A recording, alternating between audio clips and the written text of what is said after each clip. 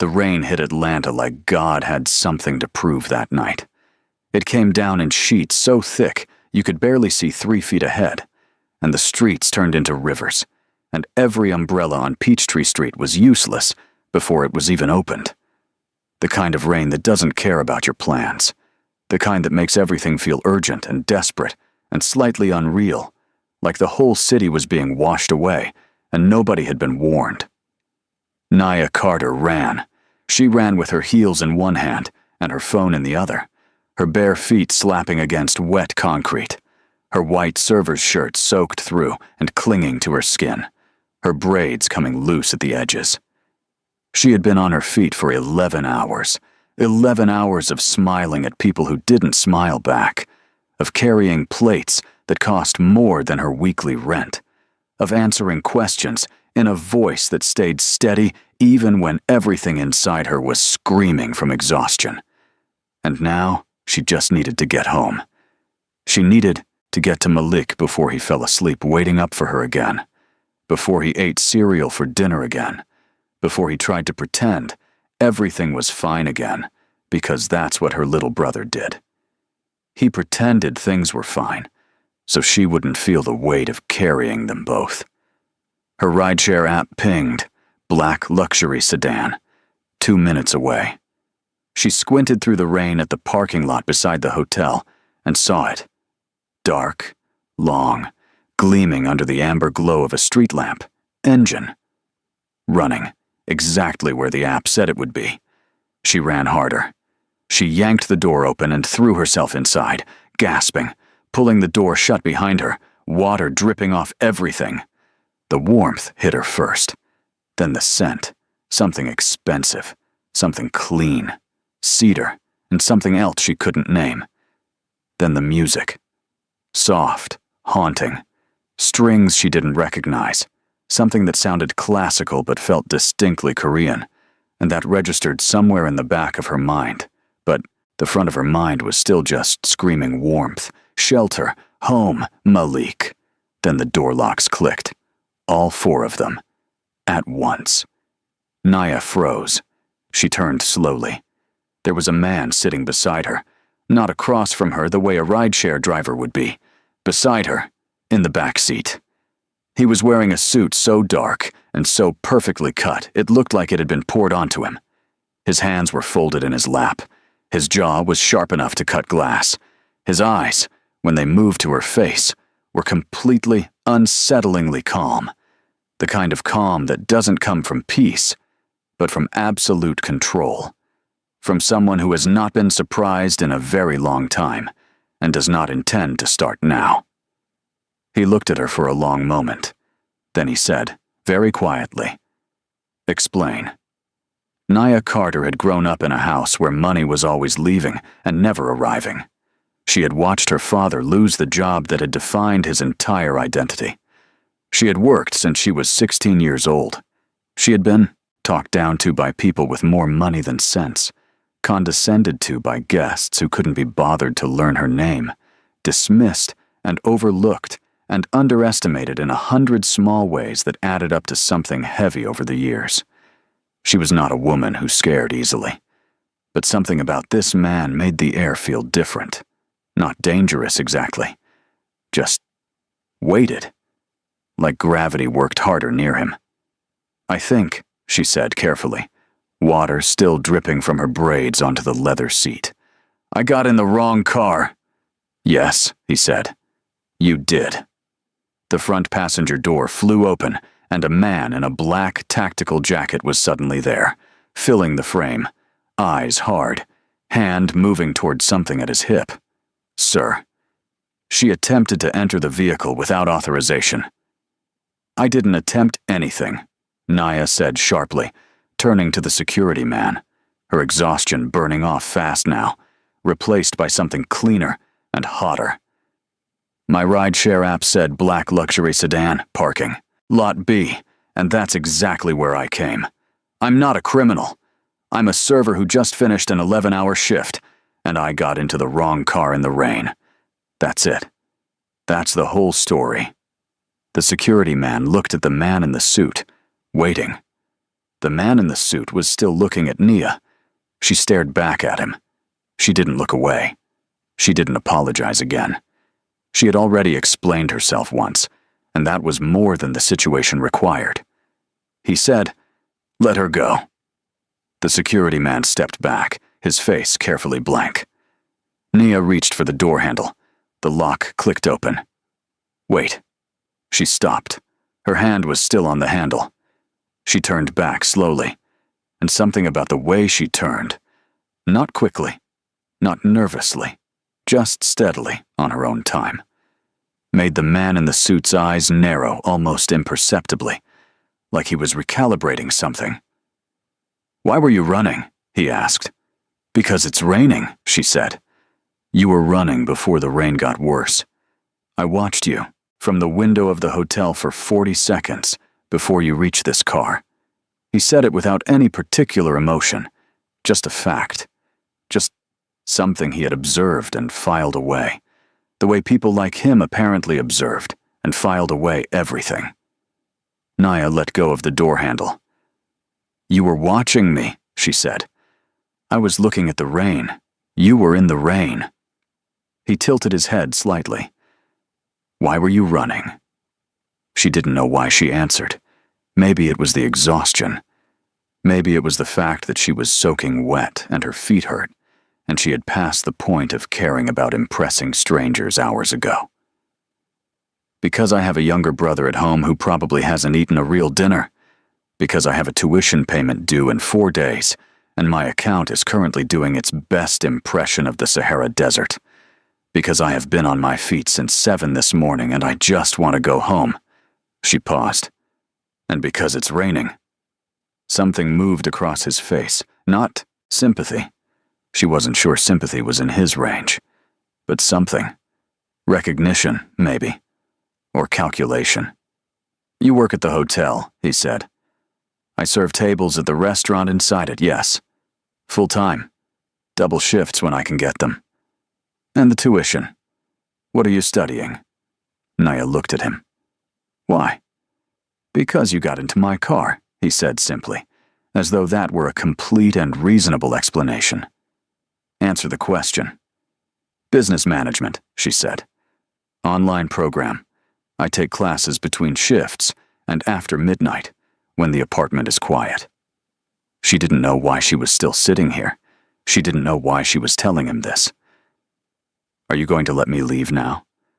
"I have a dinner this evening," he said. "Private investor gathering. 40 guests.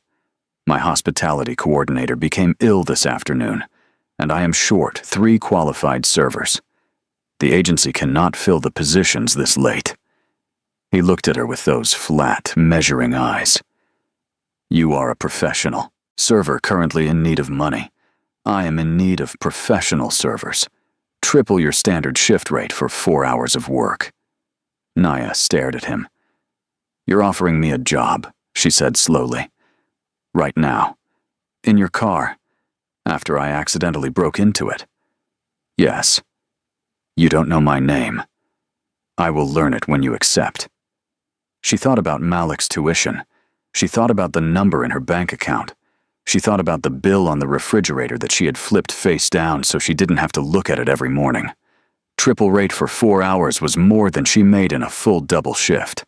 She would be insane to say yes. She would be insane to stay in this car 1 more second. This was a stranger. This was a bizarre, unnerving, impossibly calm stranger who sat in the back of luxury cars listening to classical music and watched people run through parking lots for 40 seconds at a time. "I need to call my brother first," she said. He handed her his phone, unlocked. "No." Questions asked, and looked out the window at the rain. She called Malik. He picked up on the second ring, because Malik always picked up when she called, no matter what time it was. "I'm okay," she said before he could speak. "I got a last-minute extra shift. There's leftover pasta in the fridge, the good container in the back, not the one on the front shelf. Don't wait up." She listened for a moment. "I know. I'll be home by 1. I love you." She hung up and handed the phone back. The man in the suit took it without looking at her. "Your name," he said. "Nia Carter." "Kong Min Jae," he said. Then, after a pause, as though he had just thought of something, "You will regret stepping into my car." She looked at him steadily. "I already do." Then, before she could stop herself, "But apparently, I'm staying anyway." The faintest shift at the corner of his mouth, not quite a smile, something adjacent to one. "Apparently," he said. The penthouse was on the 42nd floor of a building that made the hotel she worked in look like a roadside motel. The elevator opened directly into the event space, and Nia stepped out and stood still for exactly 2 seconds, taking it in. The floor-to-ceiling windows, the Atlanta skyline burning below them, the table set with crystal and white linen, the low lighting, the arrangements of flowers that probably cost what she paid in rent. Then she put her chin up and went to find the event manager, because she was here to work, and she was good at working, and she was not going to let marble floors and rich flower arrangements make her feel small. She was given a uniform, formal black, well-fitted, professional. She introduced herself to the 2 other servers, memorized the menu in under 10 minutes, and was positioned and ready before the first guest arrived. The event manager, a sharp-faced Korean woman named Ji Hyun, watched her for the first 15 minutes, with eyes that were measuring and skeptical. By the end of the first half hour, Ji Hyun had stopped watching her at all, which Nia recognized as the highest possible compliment from that type of person. The guests arrived in waves: politicians, technology executives, old money in well-cut jackets, the kind of people who talked about moving billions of dollars the way Nia and her father used to talk about moving furniture. Casually, practically, as though it didn't change anything. Min Jae moved through the room like weather. He didn't work it the way politicians did, all handshakes and performed warmth. He was still, and people came to him. He listened more than he spoke. When he spoke, people leaned in. Nia was pouring wine at a side table near the windows when she heard it.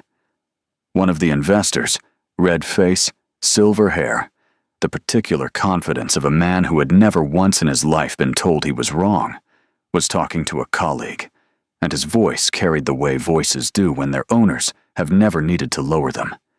"Surprising choice, using local staff for something this high profile," the man said, and his eyes slid to Nia briefly, dismissively. "But I suppose she's surprisingly articulate." The word hit the air and hung there.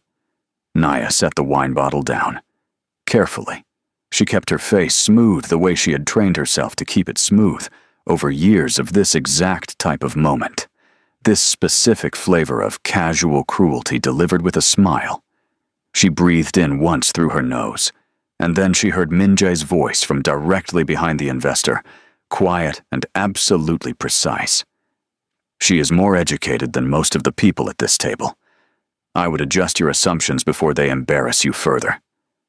The man turned. Min Jae was already looking elsewhere. The room had gone fractionally quiet in that immediate radius. The investor laughed, the uncomfortable laugh of someone who has just been cut and is trying to pretend he wasn't. His colleague suddenly found the view very interesting.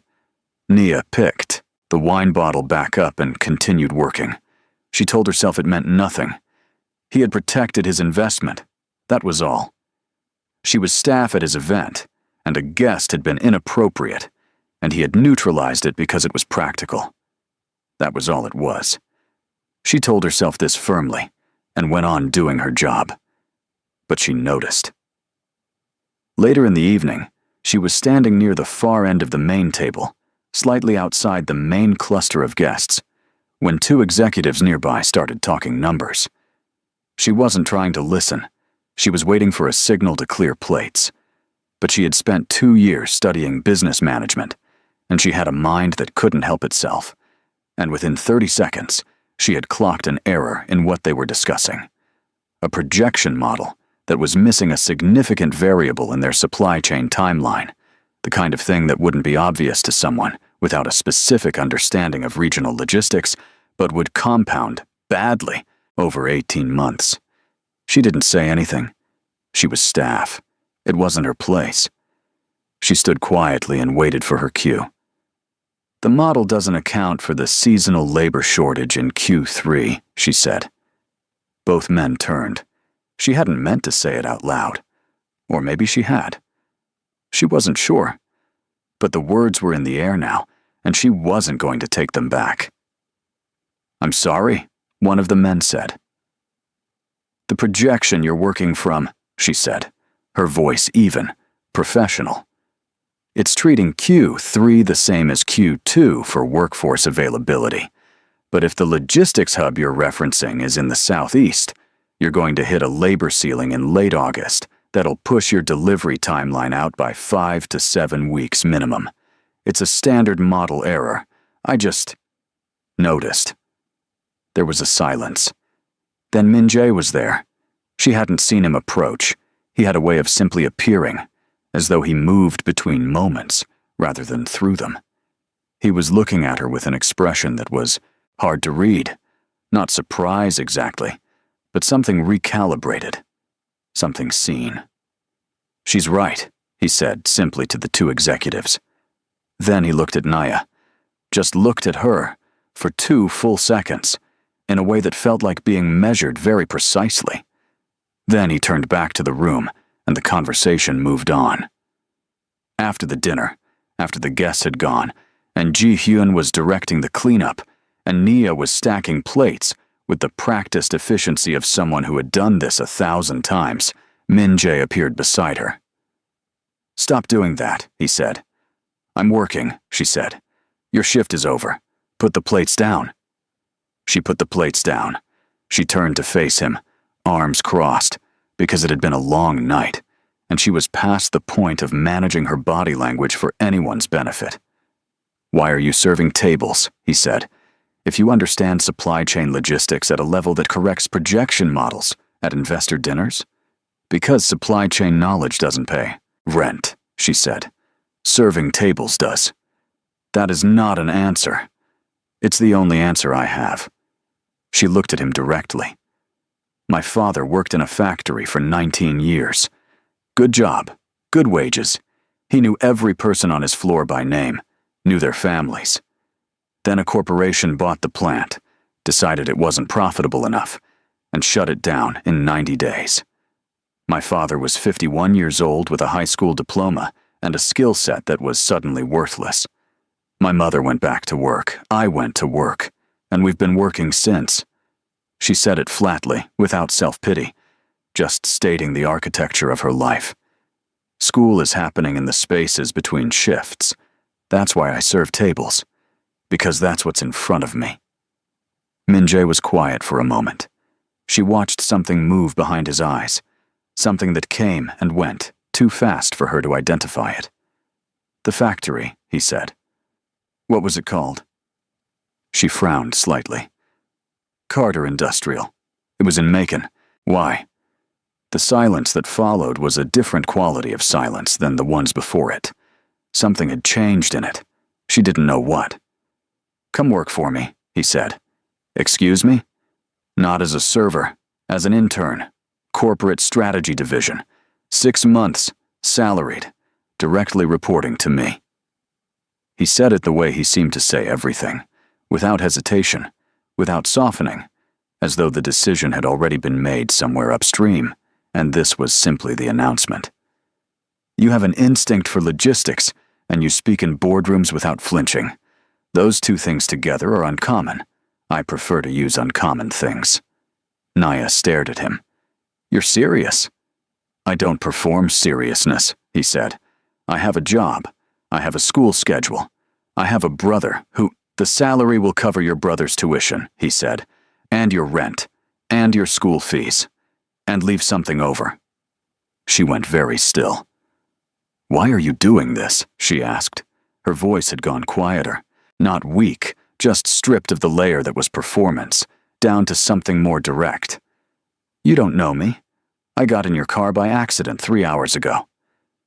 "Sometimes that is enough to see a person clearly," he said. She looked at him for a long time.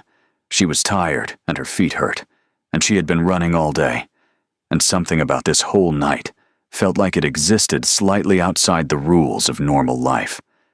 But Malik's face was there in her mind, her father's face, the number in her bank account, the bill on the refrigerator that she kept turning face down. "I'll think about it," she said.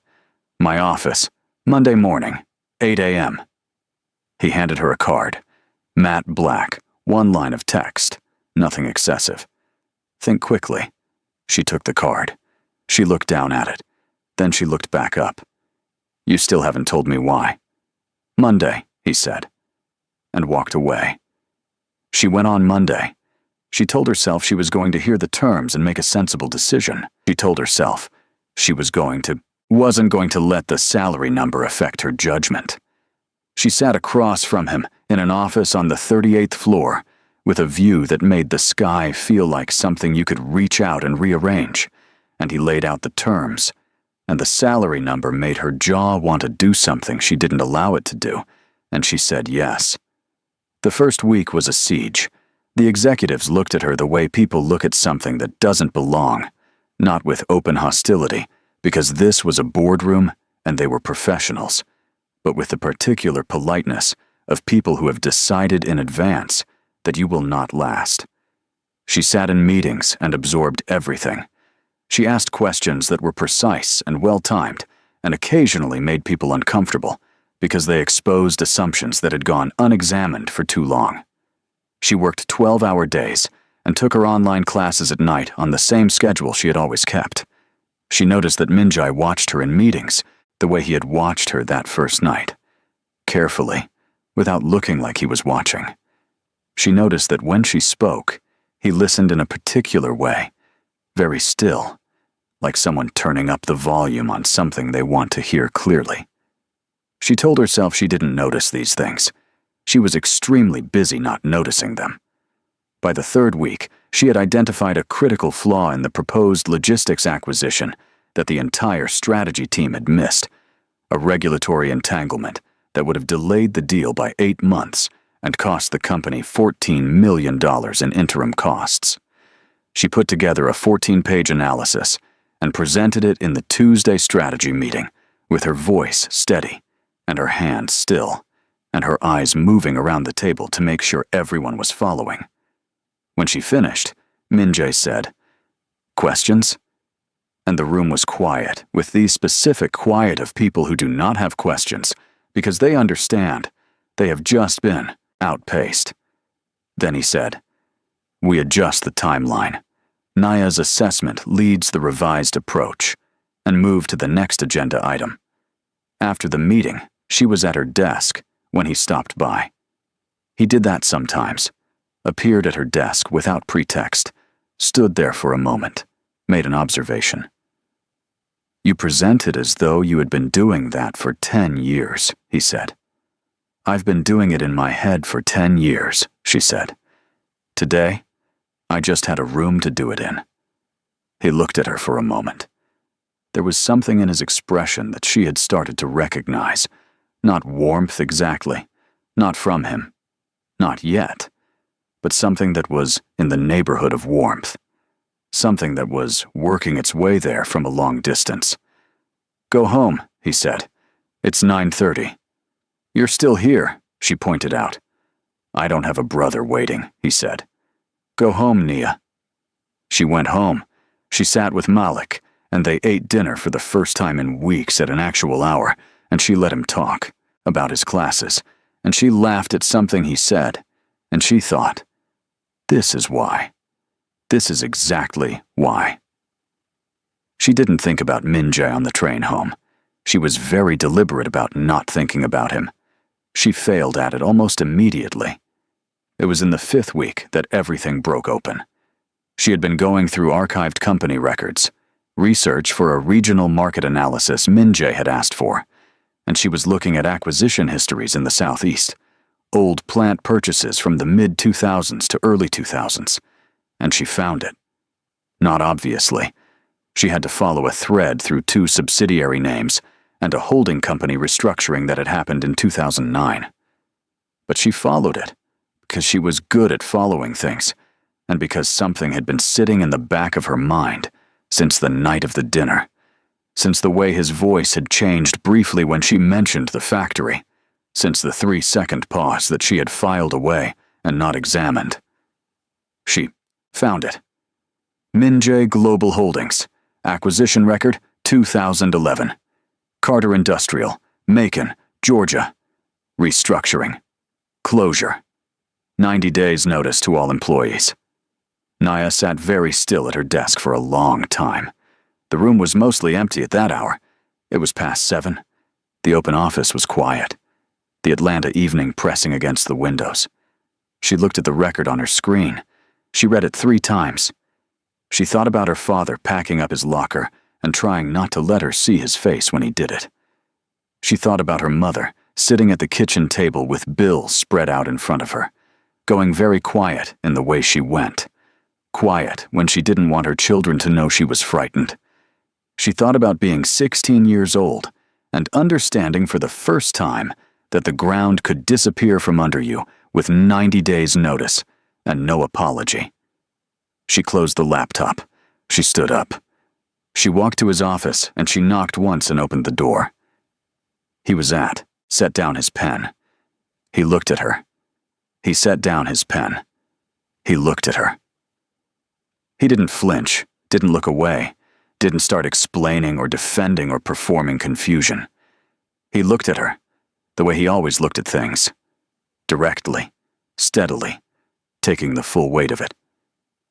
Carter Industrial, he said. You knew, she said. Her voice was controlled. She was holding it controlled with everything she had. You knew the night of the dinner, when I told you about my father. You knew what company it was. Yes.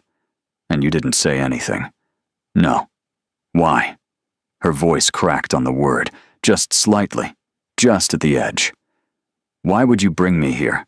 Why would you give me this job? Why would you? She stopped, started again. Was this guilt? Is that what this is? You felt guilty and you hired me to make yourself feel better and didn't bother to tell me the truth? He stood up. He didn't move toward her. He just stood. No, he said. Then what? Her eyes were bright and she wasn't going to cry. She absolutely was not going to cry in this office in front of this man, but her chest was doing something complicated and painful. What is the honest answer? Because I need you to give me one right now. I need you to give me one actual honest thing.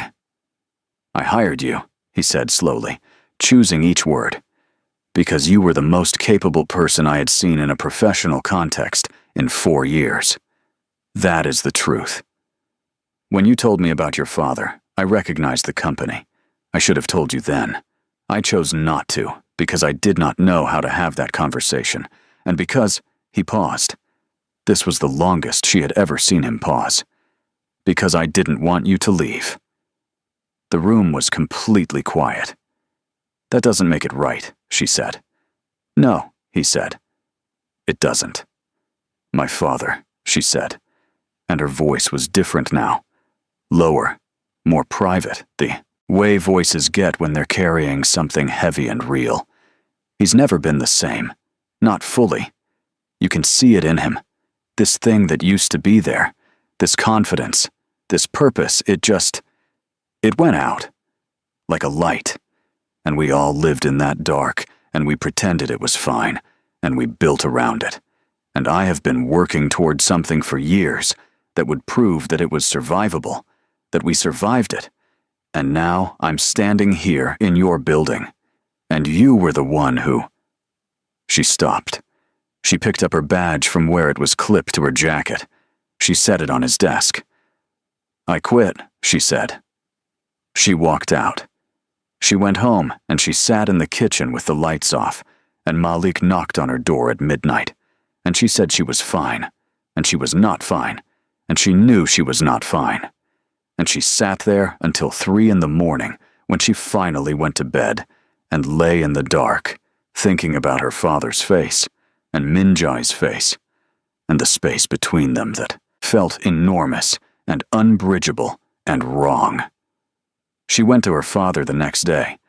She sat across from him at the kitchen table in her parents' house, the house that was smaller than the one she had grown up in, because they'd had to move after the factory closed, and she told him what she'd found. Her father listened. He was 61 now. There was gray in his hair and something careful in the way he held himself, the way people hold themselves when they have learned that certain things can be taken. When she finished, he was quiet for a while. "Baby," he said finally. "People in positions like his make decisions like that. That's the world. That's how it's always worked." "That doesn't make it right," she said. The same words she'd said to Minjai. "No," her father agreed. "It doesn't. But being angry at the machine doesn't rebuild the house." He looked at his hands on the table. "What does he do next? That's the question that matters. What does he do now?" She didn't have an answer to that. She went home, not knowing if she would ever have one. 3 days later, she got a message from Ji-hyun. Not from Minjai, from Ji-hyun. It said only, "The board meeting is tomorrow. Thought you should know." Naya didn't know why Ji-hyun sent her that. She didn't know why she got up early the next morning and put on the best thing she owned that wasn't a work uniform. She didn't know why she took the train downtown and rode the elevator to the 38th floor and stood in the corridor outside the boardroom with absolutely no plan and no right to be there. But she stood there. Through the glass panels beside the door, she could see them. Min-jae at the head of the table, the board around him. 14 people, all of them looking at him with the particular impatience of people whose money is waiting on a signature. The lead investor, a thin man, sharp-eyed, was talking. She couldn't hear the words, but she could read the room. The pressure was unanimous and enormous and pointed directly at Min-jae. She watched Min-jae sit at the head of that table and absorb it. She watched him look down at the documents in front of him. She watched his hand move toward the pen, and then she watched him set the pen down and stand up. The room changed immediately. You could see it even through glass, the shift in posture, in attention, in the particular alertness of people who realize something unexpected is happening. She couldn't hear his voice, but she watched his face. She watched him speak, and she watched the board react, and she watched the lead investor's face go from impatience to incredulity to something that looked like outright fury. She watched 2 board members exchange looks. She watched one of them stand, gesturing, clearly arguing, clearly pushing back hard. She watched Min-jae stand completely still in the center of it and not move and not sit down. The meeting lasted another 40 minutes. When the door finally opened and people began to file out, tight faces, clipped conversations, Ji-hyun appeared at her elbow. "He restructured the deal," Ji-hyun said quietly. "Community reinvestment, worker protections, local equity partnership agreements." She paused. "The stock is going to drop." "I know," Naya said. "He knows too," Ji-hyun said, and walked away. Min-jae was the last one out. He stopped when he saw her. They stood in the corridor looking at each other. "I heard," she said. "What you did." "You were outside the door," he said. "Yes." "How long?" "Long enough." He nodded slowly. He looked tired in a way she had not seen before. Not physically, but the particular tiredness of someone who has just done something costly and is feeling the weight of that cost settle in. "Your stock is going to drop," she said. "Yes." "Your investors are furious. Several of them." "Yes." "Was it worth it?" He looked at her for a long time. "Ask me in a year," he said. "The honest answer takes time to know. The feeling of it right now is that it was the only correct thing to do. Whether that makes it worth it, I'll tell you in a year." "Why did you do it?" she asked. The real question. The one that mattered. He was quiet for a moment. Outside the windows, Atlanta went on doing what it did, indifferent and enormous and bright. "Because for a long time," he said carefully, "I made decisions as though people were components in a structure, necessary for the structure to function, but not The point of the structure. He paused. You made the point impossible to ignore. Not because you argued it, because you lived it in front of me and you didn't ask for my sympathy. And somehow, that was more persuasive than anything I have been told by a conference room full of people. He looked at her. I have been a machine that moved money. I would like to try being something else. Naya looked at him for a long moment. Something in her chest had been wound very tight for a long time, and something in it was loosening now. Not all the way. Not yet, but a little. That's a nice sentence, she said. But sentences are easy. I know, he said. Prove it, she said. 6 weeks later, Naya drove through her old neighborhood on a Saturday morning. The streets were familiar, the corner store, the church with the painted steps, the park where she and Malik had spent whole summers. But at the edge of the neighborhood, where the old parking lot had been, where the overgrown vacant lot had been, where the emptiness had been, there were construction signs, new fencing, workers, a large printed rendering of a building on a billboard, clean-lined and real. Kang Carter Community Technology and Logistics Hub, in partnership with the City of Atlanta. Breaking ground, spring 2026. She stood there looking at it for a while. Then she heard her name. She turned. Min-jae was standing 20 feet away. No suit jacket, no security detail visible, though she suspected they were there somewhere, a respectful distance back. Just him in a dark shirt, standing in her neighborhood on a Saturday morning, looking slightly uncertain in a way she had never seen him look uncertain before. It made him look, somehow, more like a person. You're in my neighborhood, she said. Yes, he said. How did you know I'd be here? I didn't, he said. I come here on Saturdays. I've been here 3 Saturdays. She looked at him. Something in her chest did the thing it had been doing for weeks now, the thing she kept telling it not to do, the thing that was becoming harder and harder to argue with. My father, she said. Has someone contacted him about the consultant position? Ji-hyun called him Thursday, he said. He said he needed to think about it. She said he asked 17 logistical questions before he hung up. She described it as a promising sign. Nia laughed. It surprised her, came up from somewhere genuine and unexpected. She hadn't laughed like that in a while. That's him, she said. That's exactly him. Min-jae's face did the thing it had started to do more often. That almost smile, the one that wasn't quite all the way there yet, but was getting warmer every time she saw it. I cannot change what I did, he said. The words were quiet and serious, and she could hear that he had thought them carefully, that they weren't performance. I made decisions that cost people things they shouldn't have had to lose. I cannot go back and make different ones. I can only... He stopped. I can only make different ones. Now. From here. She looked at him for a long time. She thought about her father's face. She thought about her mother at the kitchen table. She thought about 16-year-old Nia, who had learned that things could be taken, and who had decided, in response, to become the kind of person that was very hard to take things from.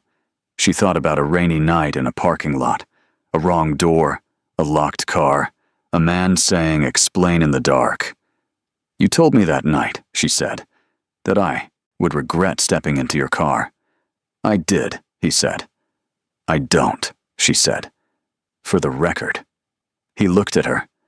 Really looked at her, the way he had that first night. Directly. Completely.